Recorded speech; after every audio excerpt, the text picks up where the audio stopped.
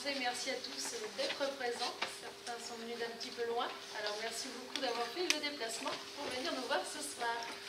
Alors je tiens à en profiter, vu que vous êtes là, pour vous informer que j'ai été réélue en tant que conseillère municipale de Trignac à l'opposition cette fois-ci. Voilà. Et je vais quand même pouvoir continuer à participer à la vie politique de ma commune, au moins pour ces 2 prochaines années. Voilà. Et donc, bon, dimanche, alors c'est le grand jour, pour Gauthier tout d'abord, mais aussi pour nous tous. Ben oui, pour nous tous, mais surtout pour toi. Hein. Et donc, j'espère que ça va bien se passer. Enfin, je pense même que ça va bien se passer parce qu'on a eu des assez bons retours, en particulier, enfin moi, en ce qui concerne la commune de Trignac, je pense que tu vas taper bien dans les 20%, parce que Marine fait 24. Donc, je pense que pour la commune de Trignac, ça se passera bien. Saint-Nazaire aussi, Donge, je pense aussi, Montoire. Montoire, le Front National a fait le plus haut score, il me semble. Exactement. Oui, donc je pense que c'est bien parti pour toutes les communes de ton canton. Donc, je laisse la parole à Johnny. Chers amis, merci de votre présence. Donc moi aujourd'hui je vais vous parler d'un thème basé sur le social.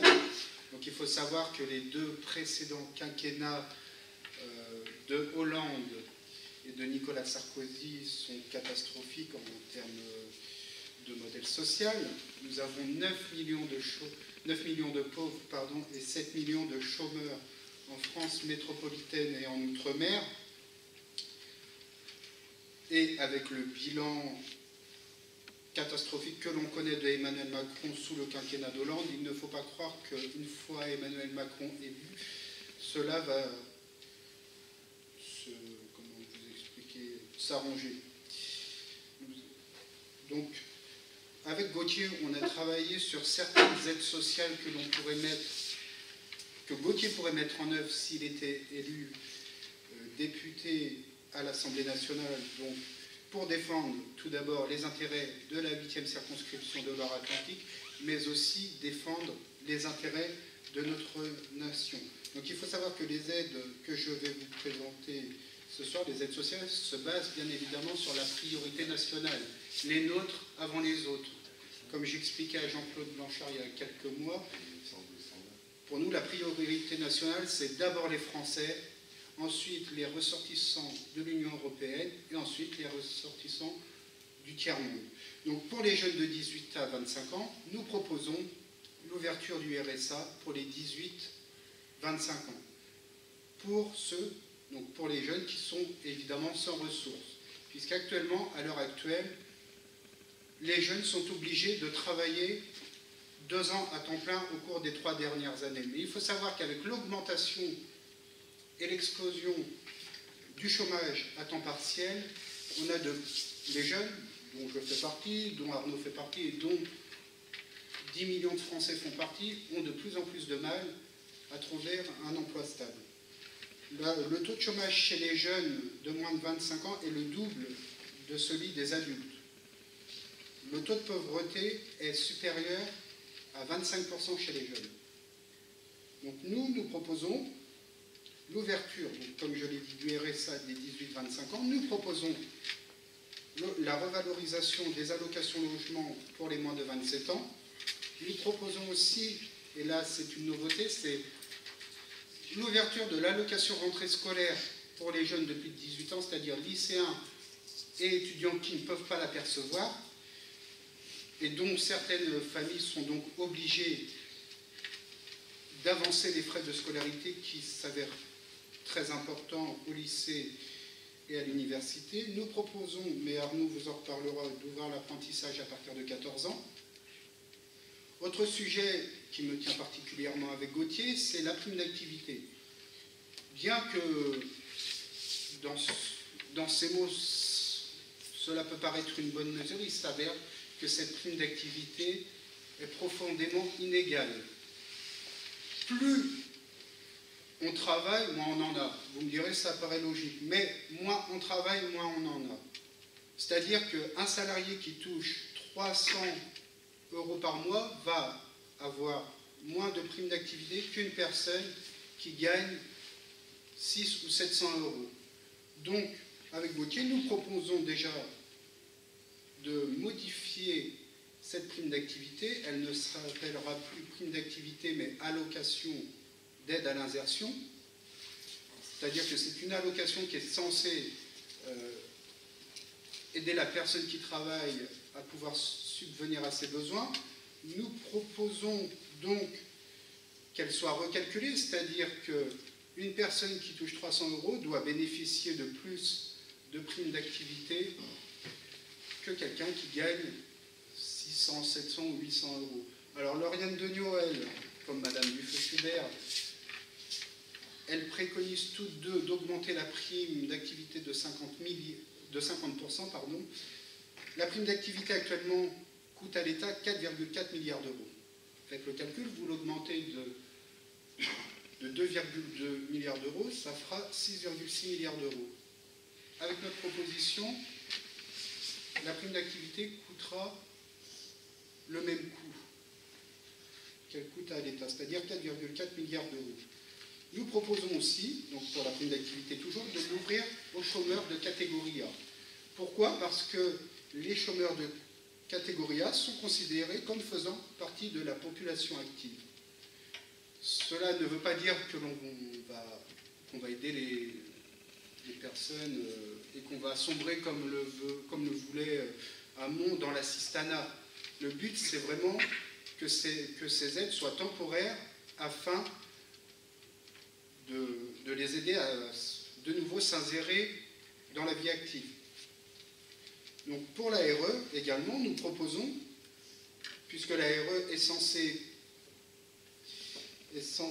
compenser la perte d'emploi, nous préconisons que l'ARE soit recalculée, c'est-à-dire qu'on n'ait pas des différences entre l'ARE brute et l'ARE nette de 40%. En effet, on doit aller sur un taux de cotisation qui s'aligne de 0 à 25%, afin d'éviter une trop grosse perte de gains. Pour les retraités, comme dans le programme de Marine, nous proposons la revalorisation du minimum vieillesse,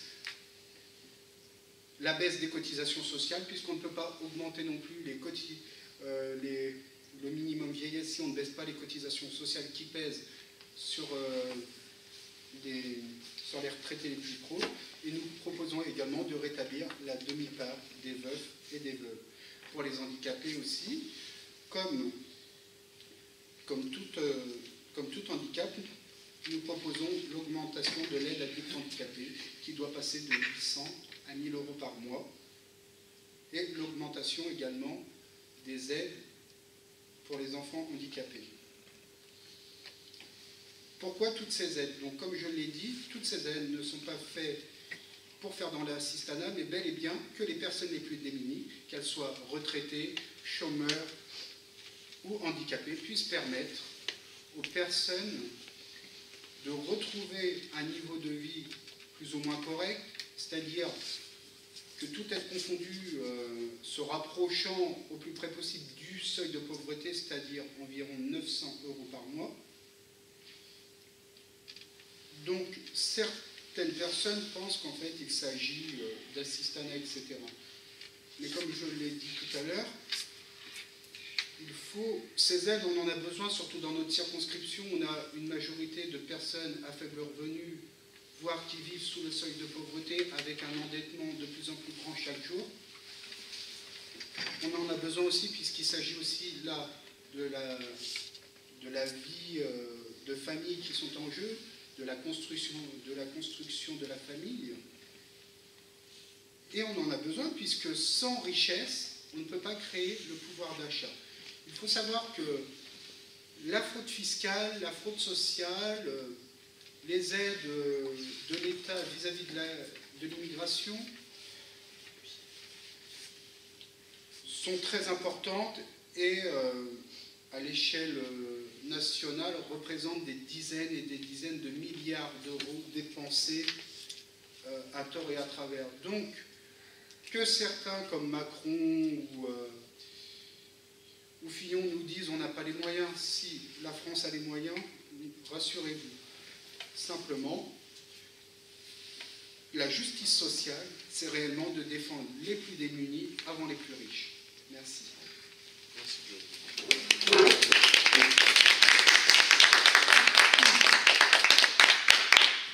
Merci Johnny, merci Lydia et merci Gauthier de votre invitation. Alors effectivement, tu as parlé d'une politique de l'emploi qui vise à permettre aux salariés et aux chômeurs d'être accompagnés dans la recherche d'un emploi ou d'être aidés quand ils en ont un. Mais moi je pense qu'on peut aussi, et ce sera le thème de mon intervention, voir davantage en amont, c'est-à-dire au moment de la formation, au moment de l'apprentissage, tu l'as brièvement évoqué et je vais y revenir, les conditions de la réussite des élèves et les conditions de leur insertion dans la vie active. Alors, si on peut un peu parler de l'université, on peut remonter les problèmes qui existent à l'heure actuelle à l'université jusqu'à l'époque de mai 68. Parce qu'il faut savoir qu'après mai 68, nous avons eu immédiatement au mois de novembre la loi Faure, qui a été la première loi qui a permis l'autonomie des universités, dont on parle beaucoup à l'heure actuelle. Et l'autonomie des universités, c'est une véritable catastrophe, puisque c'est l'organisation de l'échec des étudiants à l'heure actuelle. Pourquoi? Parce que l'autonomie des universités, c'est le fait que les universités puissent gérer leur budget de façon autonome. Alors en apparence, on a l'impression que ça va être très bien, ça va permettre de pouvoir faire des économies, mais en réalité, on ne fait aucune économie, si ce n'est sur le contenu des enseignements et le personnel. À vrai dire, ce qu'il se passe dans les universités à l'heure actuelle, c'est qu'aujourd'hui, les établissements, pour pouvoir boucler leur fin de mois, puisqu'eux aussi doivent le faire, eh bien, ils ont tendance à non seulement ne plus recruter d'enseignants ou de maîtres de conférences, mais également à laisser vacants plusieurs postes, simplement à cause de problèmes de budget. C'est également le fait de ne plus pouvoir distribuer des polycopiés à la simple raison que cela coûte soi-disant trop cher. C'est tout cela l'autonomie des universités. Donc forcément, c'est une dégradation du contenu enseigné et de l'excellence de l'enseignement qui doit être en principe délivré. On a eu dans cette lancée la loi LRU, dont vous avez probablement entendu parler récemment. C'est la loi dite de responsabilité des universités. C'est la loi qui a été votée à l'époque du gouvernement de François Fillon, où la ministre de l'Enseignement supérieur était Valérie Pécresse, des gens qu'on retrouve encore à l'heure actuelle dans la sphère politique. Cette loi LRU avait été l'objet de nombreuses manifestations, à juste titre d'ailleurs, puisqu'elle a encore aggravé cette désastreuse autonomie et encore davantage accentué les inégalités et dégradé l'ascenseur social et démotiver les gens, les élèves, les étudiants à vouloir réussir grâce à l'université. Alors c'est vrai que l'université est devenue un vrai fourre-tout. Aujourd'hui, quand on habite dans la région de Saint-Nazaire, on a souvent tendance à vouloir avoir mis en tête de vouloir absolument intégrer l'université parce que c'est sans doute la voie par défaut quand on ne sait pas trop quoi faire après le bac. Il faut savoir qu'aujourd'hui, l'université a perdu beaucoup de l'excellence de ses enseignements par rapport à ce qu'elle pouvait délivrer avant, tout simplement parce que les diplômes sont profondément dévalorisés, à commencer par le baccalauréat, qui est le premier diplôme d'enseignement supérieur. Tout le monde voit les ministres se féliciter d'avoir augmenté le taux de réussite du baccalauréat. En réalité, la vraie avancée, ça serait que le taux de réussite au baccalauréat diminue. Pourquoi? Parce que si le taux de réussite au baccalauréat diminue, ça voudra dire que la valeur de ce diplôme augmentera et ce qu'on peut en tirer ensuite sur le marché du travail pour se faire valoir, eh bien, ça sera plus intéressant par rapport au futur employeur qui sera celui du futur demandeur d'emploi. Donc, revalorisation du baccalauréat, mais également revalorisation des diplômes d'enseignement supérieur d'une manière générale, à commencer par ceux de l'université, qui permettront davantage de réussir à entrer sur le marché de l'emploi, surtout dans une période où on est de plus en plus ouvert à la mondialisation. Chose que, même si nous regrettons les excès du mondialisme, chose contre laquelle on ne peut pas lutter, puisqu'aujourd'hui, évidemment, à partir du moment où on a un marché qui est aussi ouvert à des pays étrangers, eh bien forcément nos diplômes seront scrutés, regardés, leur valeur sera étudiée par rapport aux diplômes des autres pays. Il est donc fondamental qu'on ait une revalorisation de nos diplômes pour que nous puissions encore montrer au monde que nous délivrons un enseignement d'excellence. En fait, le fond du problème, c'est qu'on désincite également les étudiants à tirer le meilleur d'eux-mêmes. on leur fait croire que finalement, eh bien, il faut absolument avoir le diplôme avec 10, et finalement, on les incite pas vraiment à réussir leur année, on les incite pas vraiment à avoir une mention, par exemple, chose qui est de plus en plus regardée aussi sur le marché du travail, parce que quand vous arrivez sur un marché du travail et que votre diplôme est de plus en plus dévalorisé, eh bien, forcément, ce qui compte, c'est en deuxième lieu les notes que vous avez.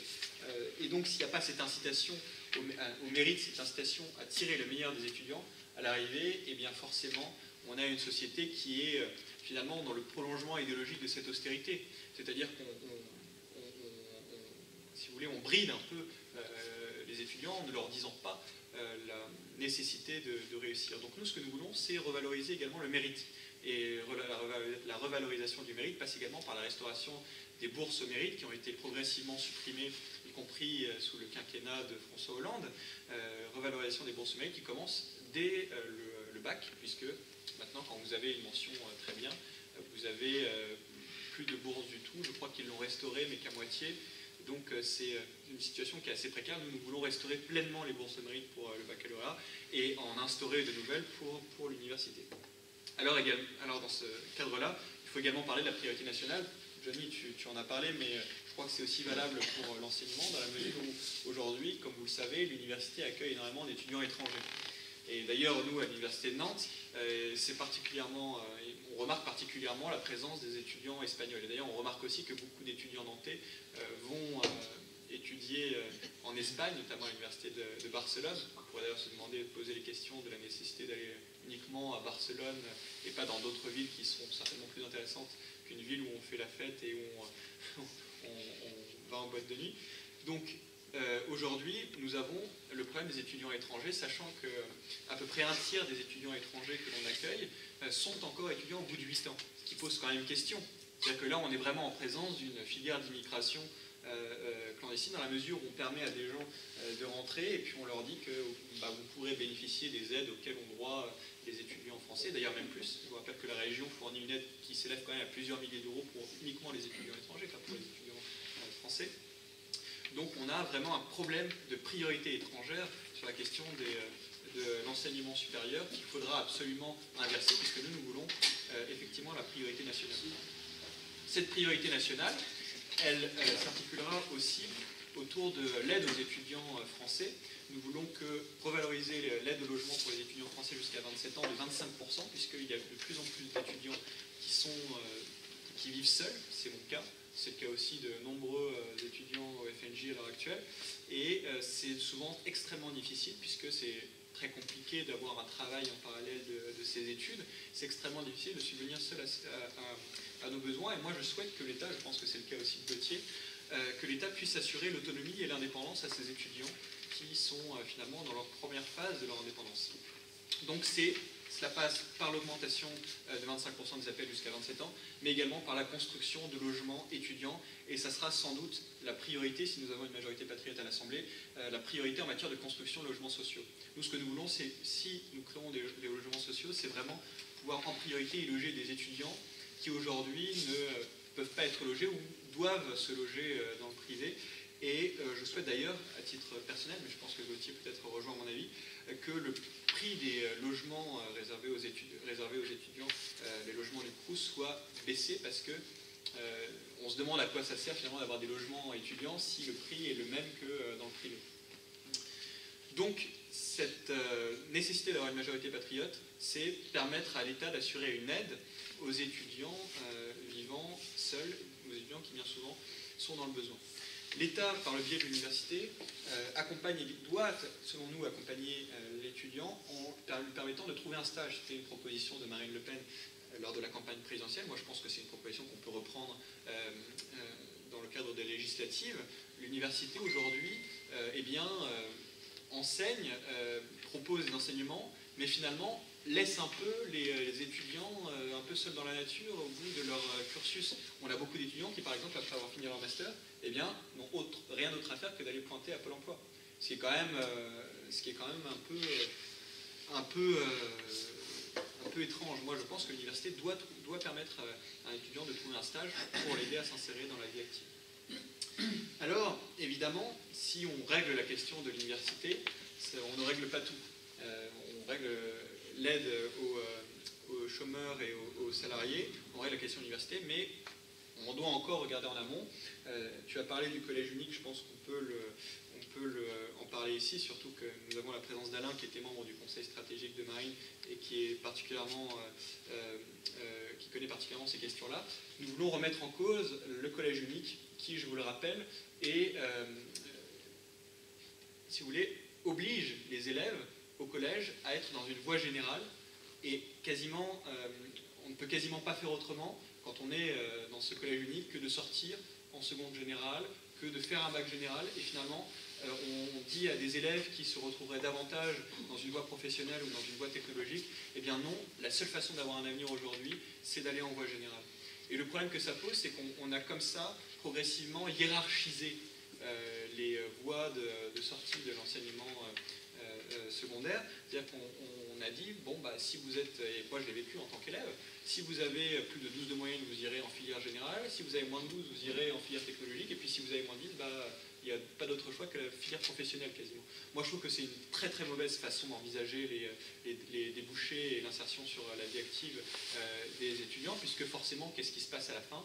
Eh bien on se retrouve avec des futurs salariés qui arrivent dans la filière technologique, dans la filière professionnelle, qui sont en fait souvent des gens qui sont des futurs salariés qui sont là un peu par défaut, parce qu'ils n'ont pas réussi ou parce qu'on leur a pas dit plutôt qu'ils pouvaient aller en filière technologique ou parce qu'ils n'ont pas simplement eu la motivation de poursuivre en filière générale. En tout cas, il n'y a pas eu de spécialisation en amont.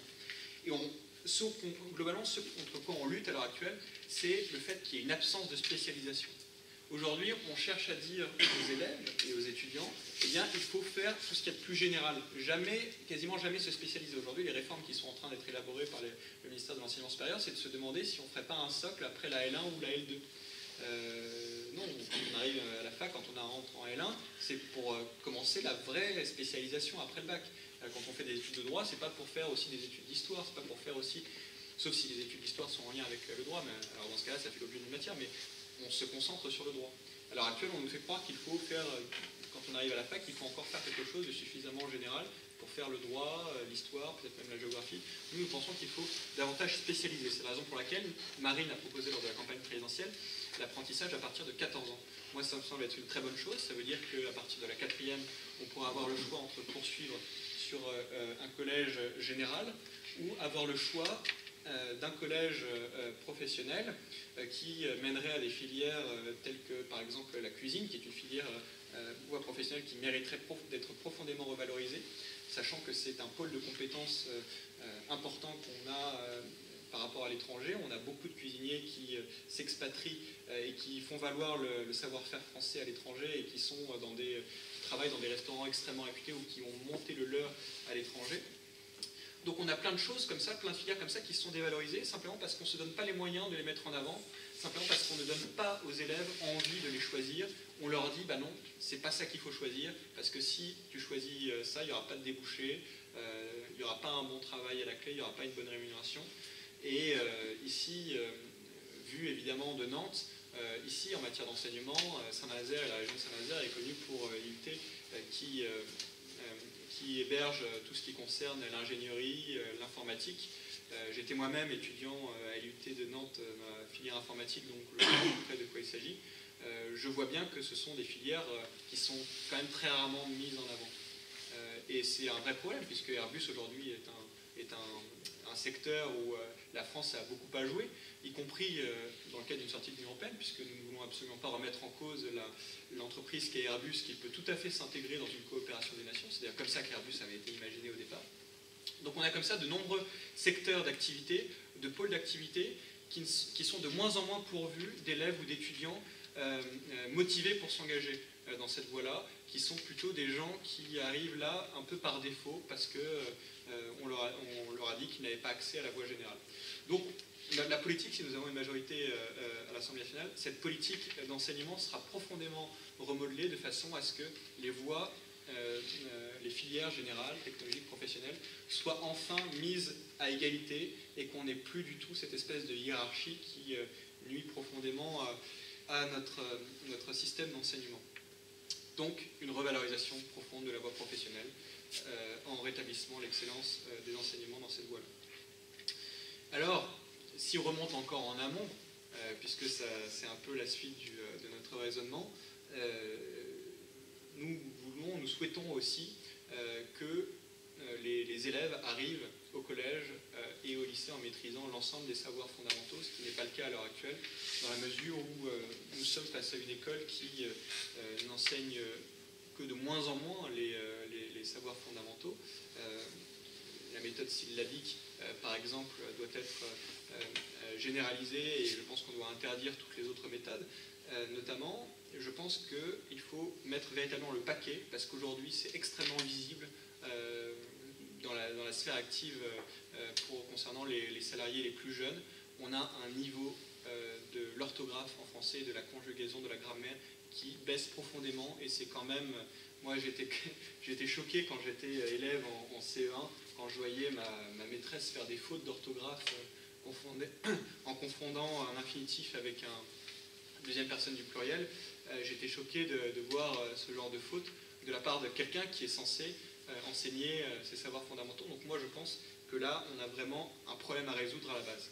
Ça passe également par l'enseignement du roman national, quelque chose qui est absolument choquant aussi, le fait qu'on n'enseigne plus des personnages comme Napoléon ou De Gaulle, qu'on enseigne par contre des langues étrangères, notamment l'arabe, qui enferment un peu les élèves bien souvent dans leur espèce de carcan communautariste, où on leur dit bah non, maintenant il faut que vous restiez dans votre langue, dans votre culture d'origine, mais on ne vous demandera jamais de vous assimiler à la nation française, d'épouser la culture française et de connaître un peu la langue. On a l'impression que c'est un peu ça le message qui est véhiculé aujourd'hui par l'État, et moi je trouve ça assez grave. Je pense que vous partagez aussi mon avis. Moi je pense qu'on devrait vraiment restaurer aux élèves, pour les élèves, cet enseignement du roman national, cette volonté finalement de vouloir faire aimer la France, et je pense que c'est ça aussi ce qui a un peu disparu. On ne cherche plus à transmettre l'amour de la France, et je pense que ça participe aussi à cette assimilation que nous voulons, dans la mesure où on voit de plus en plus de jeunes refuser les principes républicains, refuser finalement de se soumettre un peu à cet État, à la République, et je pense que c'est aussi ce pourquoi nous avons cette insécurité qui se développe, cette volonté dans certaines banlieues de vouloir défier un peu l'autorité de l'État. Je pense que les choses sont liées. Donc voilà, c'était l'objet de mon intervention, c'était finalement de dire qu'on peut restaurer, on peut voir le problème, envisager le problème à la base, et restaurer le système d'enseignement français, si nous voulons qu'à la sortie, nous ayons des élèves, des étudiants qui soient pleinement insérés dans la vie active. Moi je pense que ça se joue dès le plus jeune âge, et je compte sur Gauthier, s'il est élu, pour faire valoir ses positions à l'Assemblée nationale.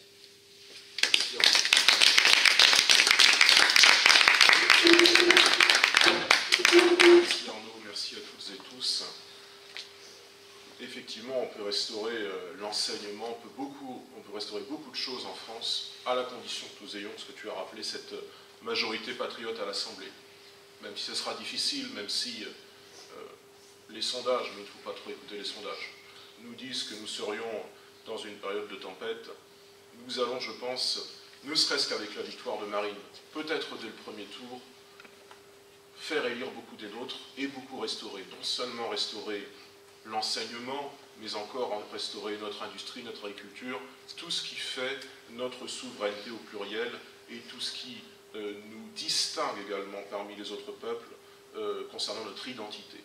Refaire de nous des Français, c'est la mission que Marine Le Pen nous a tous confiée. Je dis nous, ce sont les candidats du Front National et puis les militants qui les suivent, les candidats titulaires, les candidats remplaçants, tout de même 1200 personnes en France qui, à l'heure actuelle, comme je le faisais avec Benoît hier après-midi et Roland, je n'étais pas là hier après-midi mais c'était avant-hier, nous boitons, nous tractons, nous collons. Ça a l'air bête comme geste, mais en faisant cela, nous mettons dans les boîtes aux lettres des petites parcelles de souveraineté qui, en grossissant, en s'additionnant aux millions d'autres, feront que demain nous pourrons, comme tu as dit, restaurer ce qui doit l'être. Alors mes chers amis, nous sommes à quelques jours de ce premier tour décisif de l'élection législative, où nous devrons obtenir cette majorité patriote. Il en va de la survie de la nation et donc de notre civilisation. Si nous n'avons pas cette majorité, ce sera les pleins pouvoirs pour Emmanuel Macron, et cela nous n'en voulons à aucun prix, puisque si M. Macron a les pleins pouvoirs, ce sera demain les ordonnances, ce sera demain la casse de la loi travail, et ce sera demain, je pense, pour notre jeunesse, non pas son émancipation ou je ne sais quoi, puisqu'on sait que Macron a une vision de la France et de la jeunesse très start-upeuse en quelque sorte, très entrepreneuse. Ça ne sera pas l'émancipation de la jeunesse, ce sera sa précarisation. Puisque Macron n'a pas dans son programme toutes ces mesures, encore une fois, de restauration et de revalorisation de ce qui doit l'être, que nous proposons. Lorsque nous proposons de revaloriser à la fois la dignité qui est consubstantielle au travail, donc là c'est plutôt de la philosophie, et revaloriser des allocations comme les APL, comme les allocations adultes handicap, où là c'est plutôt des chiffres, ça part d'un même principe, restaurer encore une fois notre souveraineté. Nous ne sommes pas des enfants, nous sommes des adultes, mais encore faut-il, pour que nous soyons pleinement des adultes, qu'il y ait des politiques publiques qui soient à la hauteur de ce que nous exigeons en tant que peuple adulte et en tant que peuple souverain. Sinon, eh bien, nous resterons les enfants de l'Union européenne et d'autres puissances. Cela, nous n'en voulons à aucun prix.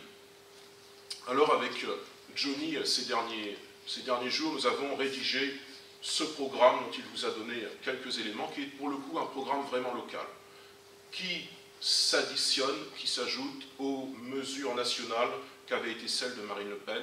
Vous le savez, les 144 engagements présidentiels que nous avons défendus. Il y avait beaucoup de mesures sur l'insertion professionnelle, sur la jeunesse. Nous les avons complétées avec des exemples locaux que Johnny vous a précisés de manière brève et que nous mettrons en ligne ce soir ou demain, pas après-demain puisque c'est la fin de la campagne, mais ce soir ou demain, nous mettrons en ligne nos éléments. Vous pourrez voir que nous sommes dans une réflexion locale, alors que nos adversaires nous expliquent qu'on est simplement dans un copier-coller d'un programme national. C'est tout de même plus nuancé que cela. Et puis Arnaud a amené ici, à Donge, c'est intéressant, la réflexion des collectifs thématiques du Rassemblement Bleu Marine, collectif Racine, collectif Marianne, qui depuis 3-4 ans, pour les plus anciens, ont apporté leurs pattes en quelque sorte au programme de Marine Le Pen pour en faire un programme beaucoup plus complet et beaucoup plus près des aspirations sociales, notamment des Français, qu'il ne l'était jusqu'alors. Et il faut bien un programme national et local solide pour que notre jeunesse s'en sorte, et les autres Françaises et les autres Français. Il faudra bien un programme solide pour que, par exemple, l'arrivée des 700 jeunes qui sont attendus dans le centre-ville de Saint-Nazaire puisse se faire dans de bonnes conditions. Parce qu'on nous annonce 700 jeunes dans le centre-ville de Saint-Nazaire, d'accord, mais si le centre-ville de Saint-Nazaire, et d'ailleurs Saint-Nazaire en général, reste ce qu'il est à l'heure actuelle, c'est-à-dire cette zone sans vraiment d'activité culturelle, avec des commerces qui ferment ou qui n'ouvrent pas. On est toujours à 10% de vacances commerciales à Saint-Nazaire. Vous le voyez, hein, c'est toutes les devantures allouées, vendues, etc. S'il n'y a pas assez d'équipements publics, s'il n'y a pas, pour parler simplement, s'il n'y a pas des cafés, s'il n'y a pas des bars, qu'on ne s'étonne pas que notre jeunesse ensuite, non seulement n'ait pas tellement envie d'étudier à Saint-Nazaire, non seulement considère Saint-Nazaire pour ce qu'elle est encore un peu, c'est-à-dire, il faut bien le dire, même si ça change, une ville un peu triste, une ville un peu grise, une ville un peu morne, et puis on ne s'étonnera pas que ces jeunes ensuite, ils aillent s'amuser et étudier à Pornichet ou à La Baule, parce que c'est ce qu'ils feront si nous ne revalorisons pas ce que doit être Saint-Nazaire et nos centres-villes en général. Saint-Nazaire, ville de sous-préfecture, doit être mieux traitée par ceux qui nous gouvernent. Même s'ils prétendent, parce qu'ils sont de gauche, avoir la question sociale au cœur, l'égalité de toutes et tous au cœur, le développement harmonieux de toutes et tous, s'ils ne font que du clientélisme et s'ils abandonnent nos centres-villes pour préférer, par exemple, favoriser les périphéries, les zones commerciales, ils feront un tort considérable, ces gens-là, aux Françaises et aux Français, et particulièrement à notre jeunesse, qui a besoin tout de même de partir dans la vie sur de bonnes bases. Et on ne part pas de la vie sur la vie, on ne part pas dans la vie sur de bonnes bases si on vit dans une ville, ou plus généralement dans un territoire, où on n'a pas envie de vivre, on n'a pas envie de rester, et où on a éventuellement envie de faire ce que Macron nous propose. Que propose Macron à la jeunesse? Il propose l'exil, d'une certaine façon. Il lui propose d'aller travailler en Californie ou en Irlande, ou je ne sais où, parce que les conditions de vie y seraient meilleures. Eh bien, il faut tout faire au sommet de l'État, et demain avec une majorité parlementaire patriote, pour que cet état de fait, le fait que les jeunes aient envie de s'exiler, que cet état de fait n'existe plus, et que nos jeunes étudient et travaillent en France, au pays. Alors, vous le savez, mes amis, je suis candidat à cette élection législative aux côtés de 15 autres candidats. Je remarque qu'il y a d'ailleurs assez peu de jeunes. Et que, quand il y a des jeunes, j'en connais un, du Parti radical de gauche, c'est le seul jeune de cette campagne avec moi. Ils ont une parole un petit peu, je dirais, caricaturale.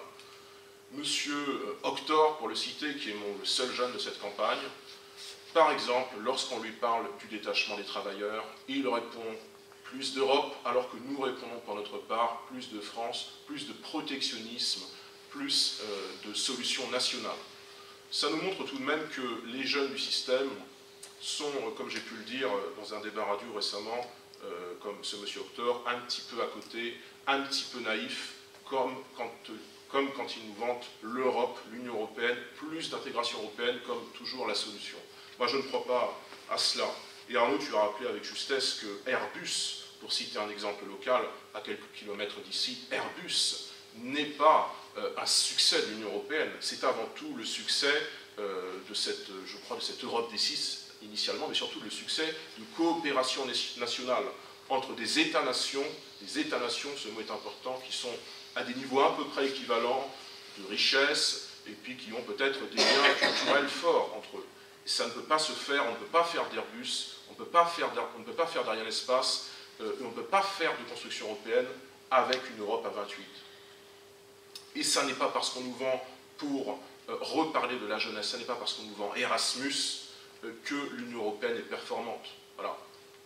On s'aperçoit maintenant que quand on nous parle de l'Union européenne, la seule chose positive qu'on a à nous proposer, c'est Erasmus. C'est un petit peu léger tout de même, même si nous sommes pour un autre Erasmus. Un Erasmus, vous le savez, de la francophonie qui serait élargi à d'autres pays.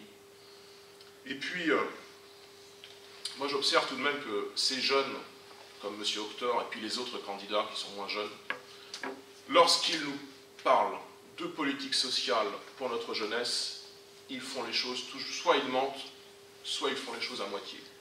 J'observe par exemple que cette candidate que l'on dit jeune, qui est aussi jeune que ça, qui est plus âgée que moi, qui est ma poursuivante du Parti socialiste, lorsqu'elle nous dit « nous allons faire demain des politiques sociales plus ambitieuses », puisque la devise de la mairie de Saint-Nazaire, c'est « Saint-Nazaire fraternelle et inventive ». Elle nous dit donc « nous allons faire des politiques sociales fraternelles et inventives ». Et que cette dame nous dit « nous allons créer une fabrique des politiques sociales », un lieu de concertation avec des acteurs associatifs, avec des élus locaux, avec des personnes de la société civile qui vont réfléchir ensemble, comme ils le font depuis fin mars, aux politiques sociales à l'échelle de Saint-Nazaire. On peut penser que c'est un principe généreux, réfléchir à comment nos politiques publiques, notamment nos politiques sociales, peuvent être améliorées. Le petit problème, c'est que cette fabrique des politiques sociales, il faut en regarder qui sont les acteurs, qui sont les animateurs. Et moi, j'observe tout de même qu'il y a une association parmi les acteurs de cette fabrique qui s'occupe de l'accueil des migrants. L'association ICAR, pour ne pas la nommer. Moi, je demande comment fait-on des politiques sociales qui sont généreuses pour les Français et qui sont généreuses pour les migrants. C'est contradictoire. Mais cela, Madame Degnaud ne le comprend pas, ou plutôt elle le comprend trop bien. Et en réalité, lorsqu'elle introduit la possibilité pour des associations pro-migrants de participer à des organismes de concertation, de consultation citoyenne, comme l'est la Fabrique des politiques sociales à Saint-Nazaire, elle montre qu'elle n'est pas honnête vis-à-vis de ce qu'elle veut faire de ce dispositif. Ce dispositif, même s'il est pertinent philosophiquement et politiquement, il est en train d'être dévoyé par ceux qui veulent ouvrir les vannes de l'immigration et finalement ouvrir les vannes du communautarisme, ouvrir les vannes d'une nouvelle insécurité, notamment d'une nouvelle insécurité pour notre jeunesse et nos jeunes femmes, puisque vous le savez, les femmes sont naturellement plus insécurisées avec la submersion migratoire, on peut le comprendre. Eh bien, moi je me refuse à cet état de fait, et nous dirons, je le pense, au Conseil municipal, lorsque cette délibération sur la fabrique des politiques sociales sera de nouveau débattue en septembre, nous redirons ce que nous avions dit brièvement, pas de politique sociale généreuse pour les Français, si en même temps on favorise l'accueil des migrants. Il faut bien choisir, et ce sont des notions contradictoires. Nous le dénoncerons. Et puis, Lauriane Degnaud, elle a une autre contradiction, c'est qu'elle défend ce principe de revenu universel d'existence, qui était défendu, vous le savez, par Benoît Hamon, candidat socialiste malheureux à l'élection présidentielle. J'ai fait savoir ce que pensent le Front National et Marine Le Pen de ce dispositif à plusieurs occasions. Pour nous, je le crois, c'est véritablement une incitation à la paresse si demain il devait y avoir ce revenu universel d'existence. Voilà, RUE.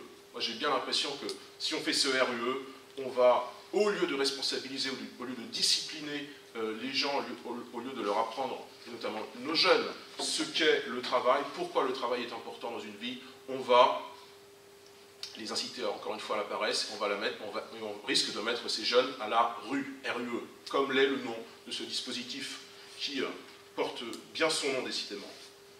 Madame Degnaud, elle ne dit rien sur ces contradictions parce qu'elle est tout à fait convaincue que le RUE est une idée géniale, que comme ça, on va pouvoir donner aux Français, je ne sais pas, c'est 600, 700 €, peut-être moins d'ailleurs, et puis ils vont pouvoir y voter, et éventuellement, s'ils ont envie, ils vont travailler plutôt dans le tertiaire, on ne va pas trop s'occuper des industries et de l'agriculture. Voilà, on va créer comme ça une nouvelle catégorie de travailleurs flottants, précaires. Ça n'est pas une vision d'avenir pour la France, ça n'est pas une vision d'avenir pour une jeunesse, notre jeunesse qui a toujours été très entreprenante, qui a toujours commencé à travailler tôt, même si maintenant elle travaille plus tard, mais dans l'histoire de France, notre jeunesse s'est toujours retroussé les manches. Notre jeunesse était la jeunesse en juin 40 de l'île de Sein, la jeunesse de la résistance. C'était la jeunesse aussi qui n'avait pas peur de mourir pour que vive la France à Valmy en 1792, et d'autres exemples. Tant d'autres exemples dans notre histoire nationale qui montrent que la jeunesse a toujours été au rendez-vous. Et que aussi, c'est assez triste, nos élites nous ont souvent trahis. Et nos élites continuent de nous trahir, même si on prétend que nos élites sont jeunes. D'accord, nous avons un président qui a 39 ans, qui c'est vraiment le seul argument qu'on a à nous opposer pour nous dire « Regardez comme on vit dans une époque géniale, notre président n'est même pas un quadragénaire, c'est un petit peu léger. » Et ça, c'est typiquement un exemple d'une jeunesse qui, même si elle est jeune, dans ses artères, a tout de même des idées qui sont non seulement dégueulasses, mais très vieilles, honnêtement. Les idées de Macron, cette case du droit du travail, c'est nous faire retourner au XIXe siècle. Qu'on n'aille pas nous dire que c'est un progressisme ou que c'est le futur. En tout cas, c'est un futur dont nous ne voudrons pas et que nous arrêterons par notre vote le 18 juin en obtenant cette majorité parlementaire à l'Assemblée nationale. Et puis, je ne peux pas conclure sans parler d'une candidate dont je n'ai jamais parlé jusqu'ici, puisqu'elle n'est pas très importante, mais allez, je suis honnête, je vais quand même en dire un mot. C'est la candidate de droite, qui n'a pas non plus grand-chose à dire sur la jeunesse, et qui est aussi contradictoire que mes compétiteurs et mes compétitrices de gauche et du centre. Je précise que la candidate En Marche, elle n'a strictement rien à dire, et quand on lui parle d'un autre sujet que le logement social, elle dit oui, il faut du logement social. Ben oui, on s'attend, effectivement, mais il faut aller un peu plus loin dans l'analyse. Donc ce sont des candidats, typiquement, qui n'ont pas grand-chose à dire. Mais on peut se dire quand même que la candidate de droite, qui soutenait François Fillon, qui était lui-même Premier ministre il y a quelques années de cela, qui sont des gens au pouvoir, qui ont l'expérience des responsabilités, on pourrait se dire qu'ils ont des choses à dire. Ma poursuivante de droite n'a strictement rien à dire sur la jeunesse, que des contradictions, contradictions notamment sur l'ubérisation de notre société et de notre économie. Comme lorsqu'elle explique dans un débat à la Fédération française du bâtiment de Loire-Atlantique, où j'étais l'un des seuls représentants des candidats, le PS et En Marche n'étaient même pas là, elle nous explique que l'ubérisation lui pose problème, parce que, mais en même temps, ils sont libéraux, donc l'ubérisation c'est un bon principe, mais tout de même, ça va un peu trop loin. On ne fait plus trop la distinction, lorsque l'on travaille chez Uber, entre la vie privée et puis ce qui n'est plus la vie privée, ce qui est l'emploi, etc. Alors c'est un système, on n'arrive pas trop à savoir comment on pense. Voilà, nous, c'est pas comme ça. On a tout de même une vision très tranchée sur les grands choix de société que nous voulons pour notre pays. Et l'ubérisation, pour nous, outre le fait que ça n'est pas français, mais ça c'est à la rigueur, il y a des choses qui ne sont pas françaises, qui sont très bien, que nous jugeons très positivement, c'est étranger, mais c'est aussi culturellement étranger à ce que nous sommes. Nous faisons une différence entre ce qui relève du temps de travail et du reste du temps loisir. Sinon, nous n'aurions pas eu, y compris ici, dans des villes comme Saint-Nazaire ou Donge, ces conquêtes sociales lourdes de sens du Front populaire où nous avons distingué les 8 heures de sommeil, les 8 heures de travail, les 8 heures de loisir, pour simplifier. Nous distinguons aussi ce qui doit être distingué entre le travail avec un salaire fixe et ce travail un petit peu payé au lance-pierre qui est celui de Uber. Nous distinguons quel est l'intérêt des Français entre les chauffeurs Uber et les chauffeurs de taxi, sachant que les taxis sont une profession réglementée. Ce n'est pas parce que c'est une profession réglementée qu'il faut systématiquement vouloir la déréglementer. Il faut remettre un peu plus de puissance publique là où elle doit être, et le cas d'Uber est particulièrement pertinent. Et Madame Veuvelet, pour la citer, lorsqu'elle nous dit qu'Uber, c'est ni négatif ni positif, on ne sait pas ce qu'elle pense, et au final, on ne sait pas ce qu'elle pense, ça veut dire qu'elle n'a pas de volontarisme.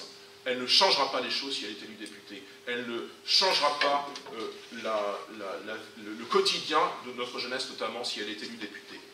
Ça montre son flottement intellectuel et politique. Et puis, Madame Veuvelet, je constate aussi qu'elle ne dit rien, pas grand-chose sur l'apprentissage.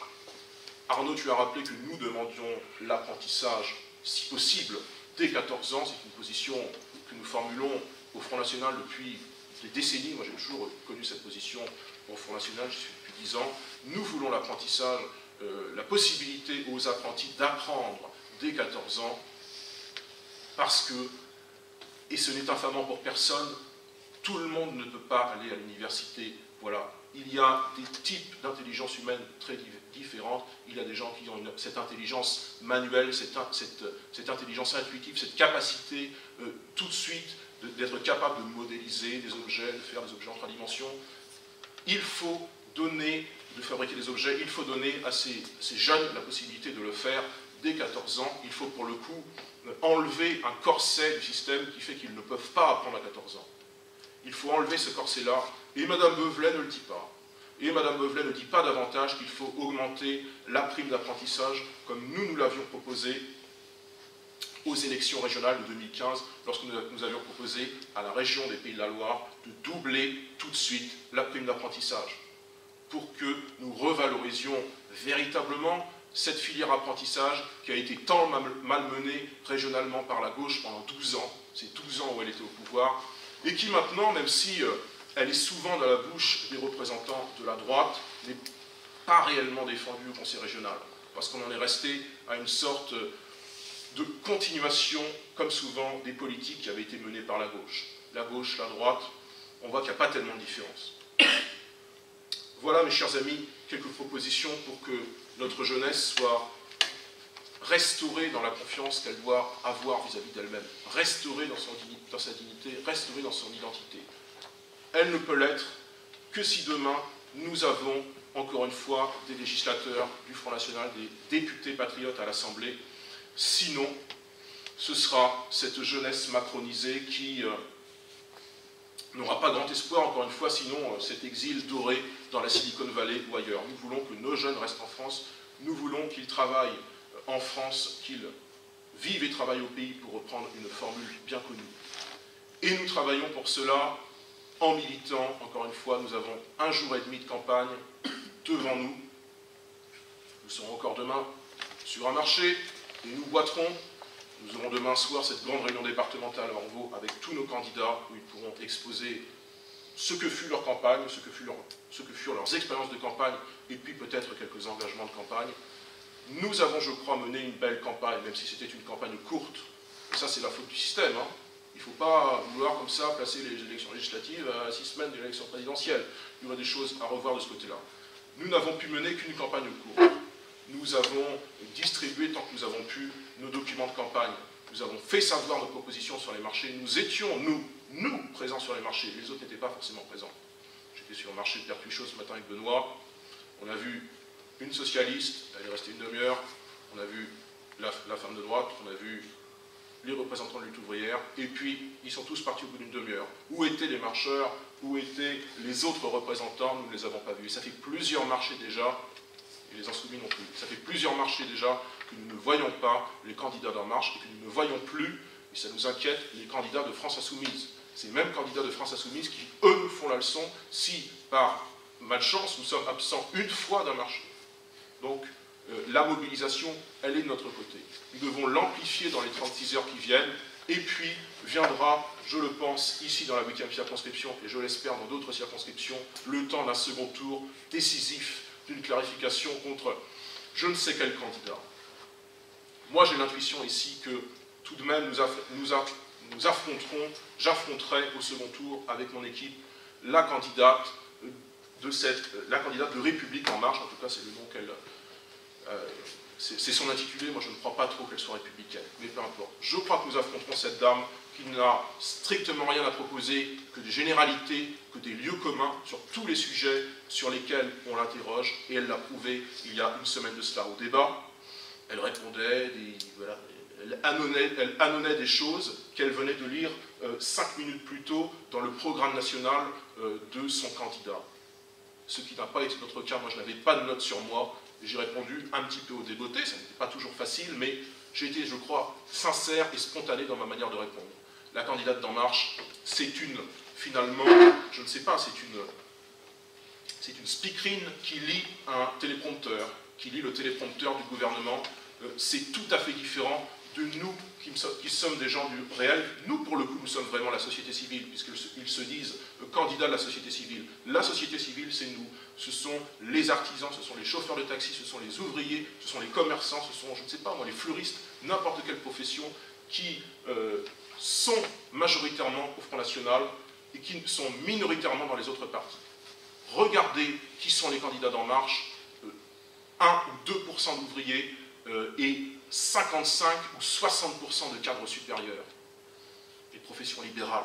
Ça montre tout de même un visage qui n'est précisément pas celui de la France, qui est celui de la France vu par M. Macron, mais qui n'est pas celui de la France ordinaire, la France du quotidien et du réel. Cette France ordinaire, cette France du quotidien et du réel, nous l'incarnons. Et quand je dis France ordinaire, ça n'est pas infamant, c'est une France ordinaire, mais qui a un potentiel extraordinaire, si elle se mobilise réellement. Si demain, elle part de ce socle des 11 millions de bulletins patriotes et qu'elle devient 15 millions en élisant au passage Marine Le Pen et beaucoup de nos candidats dans les différentes circonscriptions, elle montrera cette France qu'elle est extraordinaire, qu'elle ne se laisse pas influencer par les appels à l'abstention ou à la non-participation, qu'elle ne se laisse pas embobiner lorsqu'on lui explique qu'il faut qu'elle se mette en marche, qu'elle ne se laisse plus influencée par les anciens grands partis que sont le Parti socialiste et le parti prétendument républicain.